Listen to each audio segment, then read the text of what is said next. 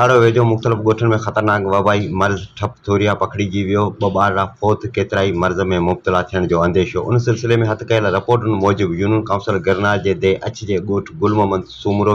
ऐं आसपास में मूज़ी बीमारी ठप थोरिया पखिड़िजी वई आहे, जंहिं सबबि ॻोठ गुल मोहम्मद सूमरो जो रवासी 12 साला अहमद वलद नवाज़ सूमरो ऐं ॻोठ तालिब लाशारी में उमरान वलद अमीन लाशारी फौत थी विया, जॾहिं त शकील सूमरो शिराज सूमरो खे इस्पताल में दाख़िल कयो वियो आहे, जंहिं जी हालत नाज़ुक ॿुधाई वञे थी। डॉक्टरनि मुताबिक़ हिन बीमारी में रत जूं उल्टियूं अचण ऐं गलो सुॼी वञे थो, जंहिं सबबि मरीज़ जी ज़िंदगी ख़तरे में पइजी वञे थी। साहिली पट्टी जे ॻोठनि में ओचितो ख़तरनाक बीमारी पैदा थियण ऐं ॿारनि जे फौत थियण वारनि ख़बरुनि ते सूबाई वज़ीर अली हसन ज़रदारी जे हिदायतुनि ते ज़िले काउंसिल ठटो जे चेयरमैन अब्दुल हमीद पंवर नोटिस वठंदे मुतासिर ॻोठनि में फौरी तौर ते मेडिकल जूं टीमूं रवानियूं कयूं, जिथे डॉक्टरनि ॿारनि औरतुनि समेत ॻोठाणनि जूं टेस्टूं ऐं चेकअप मुफ़्त में करे खेनि दवाऊं ॾिनियूं।